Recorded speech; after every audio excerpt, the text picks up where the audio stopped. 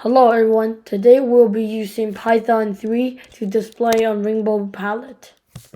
So this code right here, when we run it, it will just print the following colors. But it's all in white, and we don't like that. We want to set the tone to the corresponding color. So we're going to be using \033. It is an escape sequence for text formatting commonly used in terminals or consoles. It controls text display style, including color style, and more visuals. So in this case, we're going to write \033 and a left bracket 91. This will just set the color of the text after to red.